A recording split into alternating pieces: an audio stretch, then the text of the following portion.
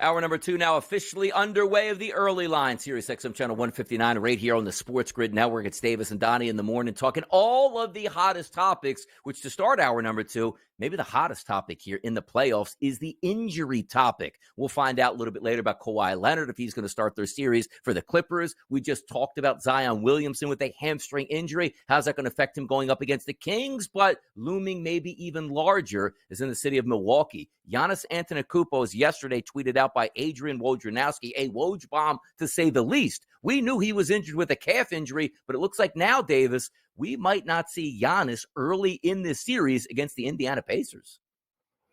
Yeah, I mean, I think I would probably bet against it at this point because the Bucks, I think they sort of understand not their best effort this season, right? You fire Adrian Griffin after 47 games. You bring in Doc Rivers, who is doing TV. Doc Rivers fixes the defense to some extent, but then the offense really started to lag behind. It feels like the Bucks have such a weird roster with two horrible defensive players in Damian Lillard and Malik Beasley, who have to play a bunch, and then two incredible defensive players in Yannis and Brook Lopez, who have to play a bunch. And then Chris Middleton is supposed to be the ideal fifth guy, but he is never healthy, never plays. Sometimes he can only play like 20 minutes a night. I mean, the Pacers are going to win this series. If Giannis does not play 2 games, if he misses 2 games, I mean, the Pacers are winning those games, and then yet the Bucks have to win 4 or 5. I mean, I'm just going to go ahead and bet against that happening. So the Pacers, and welcome to everyone on radio, Davis, Maddock, and Donnie right side here with you on the early line.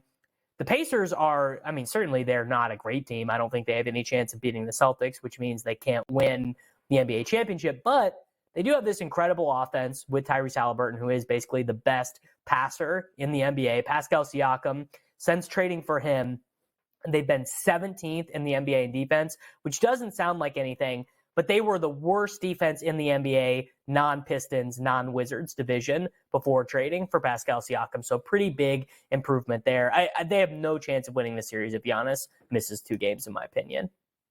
The crazy part about it, too, is Giannis is a great basketball player, but they weren't playing anywhere near great basketball even when Giannis was in the lineup. Damian Lillard trade here seemingly not working out as harmonious in the locker room as you thought it might have been. Now, if you're down for the first couple games, and also these games are home games. You're supposed to win these for Milwaukee in an extended series. You go down and lose even one of those first 2 games. Now you're behind the 8 ball. But if we take a look at the odds market and how it's shifted here at the FanDuel Sportsbook with this injury news that came out yesterday, round number 1 favorites to start, a -220 price. That's down to -118. Conference championship prices, plus 550, now to 8-1 here. And championship looks, a 12-1 price that has shifted back to 15-1. Let me ask you this question here, because we'll get to the series in a second. Heading down the stretch, something we haven't seen before, right? As you talked about, coach getting fired midway through the season when they had a great record because they felt like this was the coach that couldn't get them over the top. They bring in Doc Rivers because apparently he's the guy that's supposed to get them over the top, and it hasn't worked out at all here.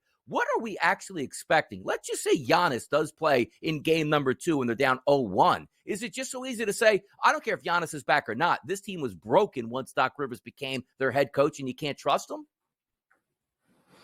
I don't think it's that. I actually think Doc, compared to Budenholzer, probably is a little bit better at in-series adjustments. I mean, Doc, there's this idea that Doc Rivers is this horrible coach and he just got so lucky with those great Celtics teams that he had. And, he did so bad with the Clippers. He did so bad. I mean, I don't buy that. I don't think Doc Rivers is a terrible coach. I just don't think that Doc Rivers in today's NBA is anything like one of the best coaches. I actually think the role that the Bucks brought him in for probably is what he's best at, which is just stabilizing a ship that is rocking back and forth. You can get a pretty steady ship. I mean, Doc Rivers has coached a lot of winning playoff teams. The concern that I would have, and I think this would be the concern that the Bucks organization would have, would be obviously Giannis wants to play. Obviously, Giannis does not want this season to just be a total waste. They trade all these assets for Damian Lillard. Damian Lillard is an older player. How many playoff series is Damian going to be close to at his peak form? But for your long-term organizational stuff, you cannot have what happened to Kevin Durant happen to Giannis, which is he comes back too soon from a lower leg injury, and then he ends up popping his Achilles. Because if that happens, by the time Giannis is again ready to play basketball, I mean, Lillard's probably done, right? Lillard, I believe, would be 36 in the 2025-2026 NBA season. So then you're talking about a 36-year-old point guard, Chris Middleton. I mean, who knows what Middleton's health is going to be like 2 years from now? He could barely play this season. I mean, it would just be, they would have, I actually think if Giannis ended up missing a whole season, their best, they would just totally tank, right? Trade everything that's not nailed down, try and recoup some of your first round picks, figure that out. But if I was in charge of the decision making there, I actually would say, you know what?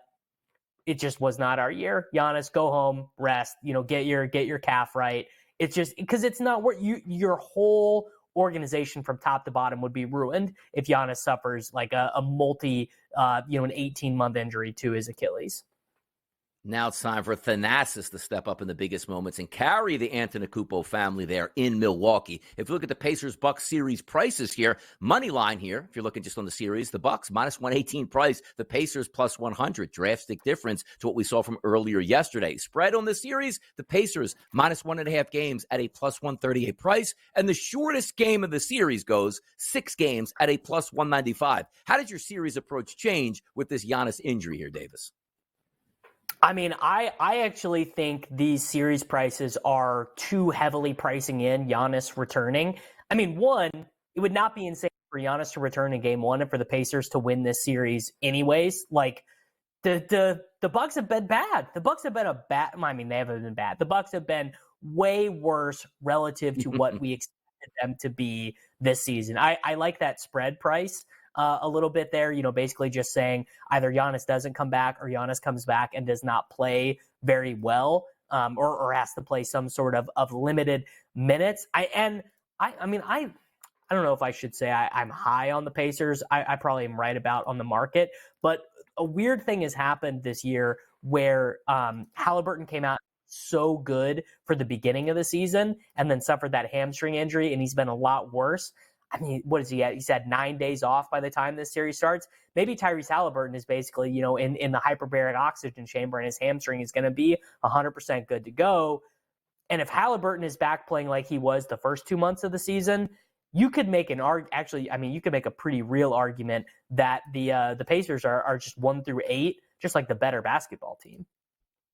Also, it's going to be interesting to watch this play out in this playoff series is that Indiana Pacers pace that they typically like to play with in the regular season. How does that extend into the playoffs? And also, if Giannis does come back, is he going to want to run up and down the court at a higher pace here? A lot of things to watch and certainly some intrigue now with Giannis Antetokounmpo, certainly to miss at least one game in the playoff series against the Indiana Pacers. A lot more going on in the Eastern Conference. Let's continue the playoff talk next, right here on the Early Line.